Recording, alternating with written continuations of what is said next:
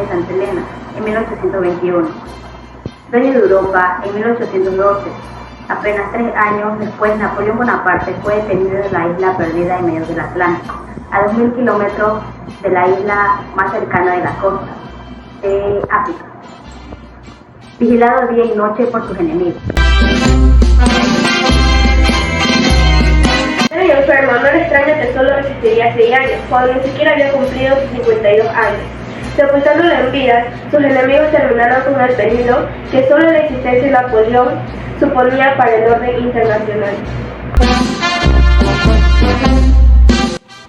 A su muerte, la memoria de sus compañeros de destierro dieron a conocer a todo el mundo cómo era la vida del europeo durante sus 6 últimos años de vida, como él le denominaba vida de novela.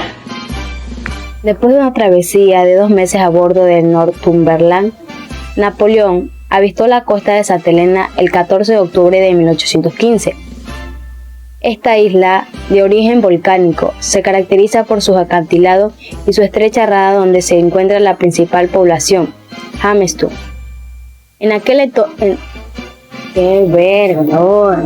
Con escasa vegetación y un poco suelo propicio para la agricultura, Napoleón pronto se dio cuenta de las dificultades del lugar, azotado por el viento y bajo un cielo a menudo gris. Para los nuevos residentes, el paraje transmitía una sensación de desolación, aunque para los británicos no dejaba nada que desear. Así fue como Napoleón llegó a Santa Elena y se estableció en Longwood, enfrentándose a las adversidades del entorno, mientras era vigilado de cerca por las autoridades británicas. En aquel entonces, al igual que en la actualidad, Jamestown era una alineación de casas a lo largo de un camino entre 2 ladares escarpados. Napoleón solo pasó una noche en Jamestown y luego se trasladó a la residencia de Brian, donde pasaría los siguientes 2 meses. Durante su estadía en Brian, Napoleón disfrutó de momentos alegres gracias a la hospitalidad de Mr. Balcombe y la simpatía de sus 2 hijas adolescentes, quienes estaban maravilladas del poder practicar su francés con el emperador de los franceses. Mientras tanto, las autoridades de la isla estaban preparando la residencia definitiva para Napoleón. El lugar elegido fue Longwood, ubicado a unos 5 kilómetros de Jamestown. Longwood se encuentra en una meseta de 500 metros en el centro de la isla, rodeada por el pico más alto de Santa Elena y los acantilados costeros, lo que hacía prácticamente imposible la navegación desde allí. Esta ubicación era ideal para evitar cualquier intento de fuga y mantener una vigilancia constante. Sin embargo, Longwood también era la zona menos habitable de la isla debido a su alta humedad y fuertes vientos. Antes de la llegada de Napoleón, el lugar estaba deshabilitado. La residencia que se habitó en Longwood era originalmente poco más que un establo, aunque en décadas anteriores se había intentado convertirla en una residencia de verano. La vida en Santa Elena. Napoleón había caído muy bajo, como él mismo decía, pero nunca perdió las formas de su desentierro. Le habían acompañado unos pocos hombres de confianza junto con su familia y una decena de servidores. Todos ellos remendaron en Longwood la vida de corte en París. Napoleón insistió hasta el final en que se mantuviera estrictamente la etiqueta cartesana adaptada desde su seno del trono de Francia. Napoleón en Santa Elena, recordando con melancolía sus triunfos en el campo de batalla. Nadie podía dirigirse a él ni sentarse sin que previamente le diera permiso. Las comidas se hacían con todo el protocolo, utilizando una lujosa vajilla, traída provisoriamente de Francia por sus criados. Por la noche se celebraban tertulias en las que se recordaba el pasado, pero también se discutían temas científicos o literarios o se recitaban obras de teatro. Napoleón era especialmente aficionado a los trágicos griegos y franceses, que junto con algunos o la melancolía poesía de Ossian formaron el grueso de sus lecturas durante esos años.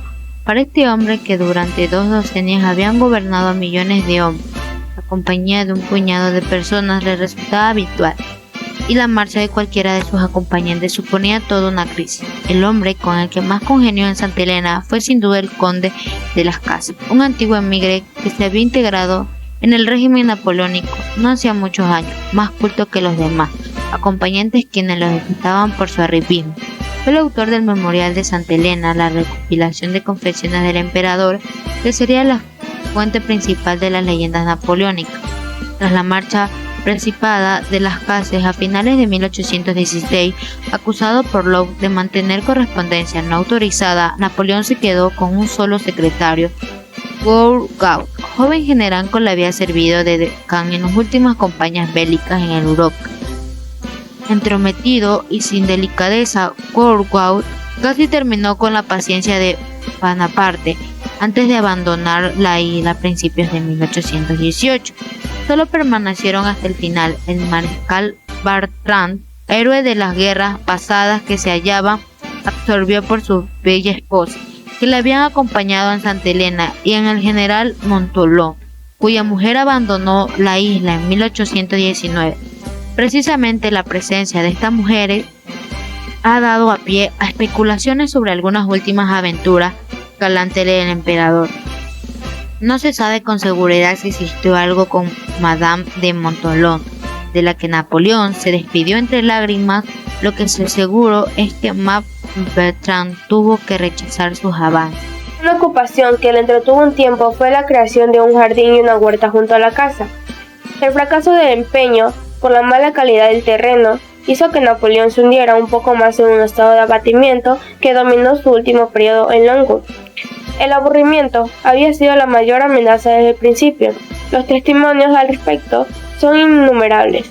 Lo único que nos sobra aquí es el tiempo, decía, y al término de la jornada preguntaba: ¿qué hora es? Otro día menos, vamos a dormir.